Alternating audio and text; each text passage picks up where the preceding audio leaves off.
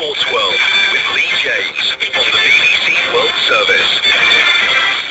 16:18 GMT, this is Sports World on the BBC World Service with me, Lee James. Boxing now, Manny Pacquiao has confirmed his status as the #1 pound-for-pound fighter in the world. The Filipino completely outclassed England's Ricky Hatton, who only lasted 5 minutes and 58 seconds before he ended up on the canvas for the third and final time in their light welterweight bout in Las Vegas.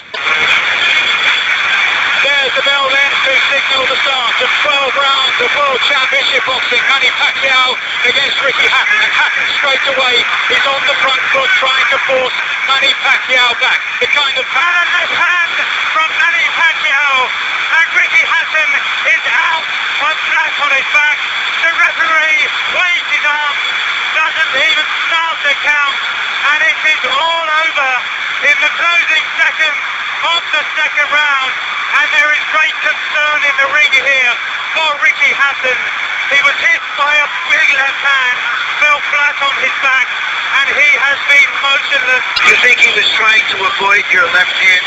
Usually your power hand. That's right. But it's very surprised because I have a new technique, the right hook. Do you feel that a fighter who comes to you this way and tries to get to you, inevitably you're going to be able to impose your power on him? I mean, sir, like what I said, I'm always doing my job in the ring and do my best to make people happy. Like this fight, and there's nothing personal for me. I'm just doing my job. Well, it was a job well done for Manny Pacquiao. A stunning and comprehensive victory for the Filipino. But did Hatton's heart rule his head and play into his hands? Well, afterwards I spoke to the BBC's boxing commentator, Mike Costello. This was a quite brilliant performance by Manny Pacquiao, and I think it's wrong at this stage to concentrate on the loser. We've seen a man who's fought for the first time at light welterweight against a man who'd never lost at light welterweight, took the fight to him. I mean, for all we're saying that Ricky Hatton and his camp believe that he had a case of the red mist coming down and charged forward, to my mind it was Manny Pacquiao who was more than happy to go on the front foot and meet him halfway. And when he met him halfway, he was simply too quick and too slick and too clever.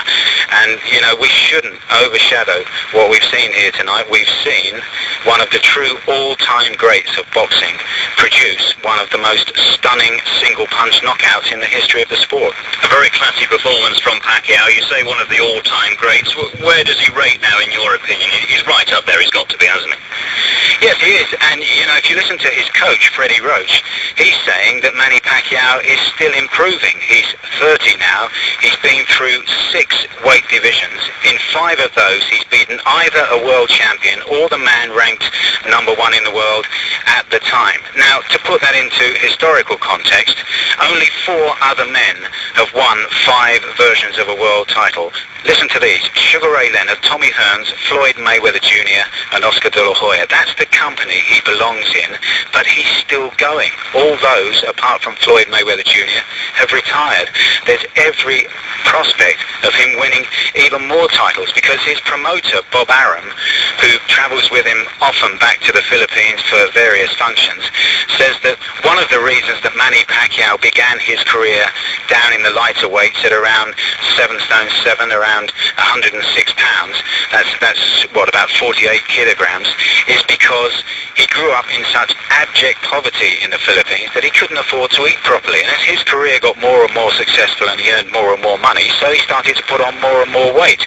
And so Bob Arum is convinced that there is still more scope for Manny Pacquiao to grow.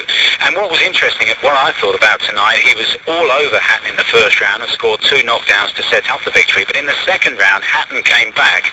So this is where a lot of that talk about Hatton seeing the red mist and charging in and that being an excuse is absolute nonsense. Like the great champions do, as soon as Manny Pacquiao took a punch, he fired straight back. And the one that finished it was just exquisite. He waited for Hatton to open up, saw the gap, and then just sent this left hand right down the middle. It was absolutely brilliant and had been worked on for weeks and weeks and weeks. It would be like Alex Ferguson ahead of the Champions League matches coming up in midweek, pinpointing a single weakness in the Arsenal defence and working on it for weeks and weeks and weeks, and then one of his strikers taking advantage of it. And you just know, you get the sense that this is not the end of a very, very special sporting story. Well, it was a knockout blow for Hatton on the night. Is it going to be a knockout blow for his career? Sure, he was in the ring with a supreme boxer, but it's just starting to look now that he's struggling to take the real big hits. He's obviously going to take advice over the next few days and weeks from those around him, but do you think it would be sensible now for Hatton if he calls it quits? Yes, I do. Because having mentioned those names I did just a few moments ago, it's no shame that he doesn't belong in that kind of company. But even at the rungs, 2 and 3 rungs below that, at those levels, you've got to be a full-time athlete to succeed. And Hatton's heavy drinking and heavy eating in between fights is legend, and you know, a lot of his fans and he himself have been laughing about it down the years. But there was always going to be a payback time. For him, it's only come at the highest level, but I sense now that his punch resistance is weakening, and he's having to spend so much time in the gym getting rid of the weight, and that time that he's spending in the gym getting rid of the weight, his opponents, like Pacquiao, are spending in the gym honing their game plan. Hatton can't concentrate on his game plan until he sheds pounds and pounds of blubber, and that's a big problem for him, and it's not one that he's going to be able to shake off, because that's a lifestyle habit that he's had since he was 18.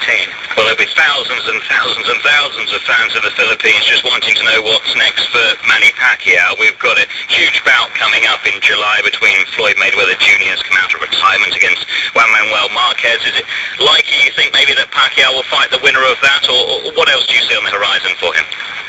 Yeah, I think that is highly likely. The one stumbling block will be money. Now, in most cases, enough money is found, and that would be a monster fight, and we'd be looking at coming back here to Vegas towards the end of the year. But Mayweather, first of all, after an 18-month absence, has to get past Juan Manuel Marquez, who, incidentally, has given Manny Pacquiao more trouble than any fighter in his career so far. So that's not a gimme for Floyd Mayweather, but the weight should be in his favour. He looked terrific at the press conference to announce that fight, which is coming up on July the 18th.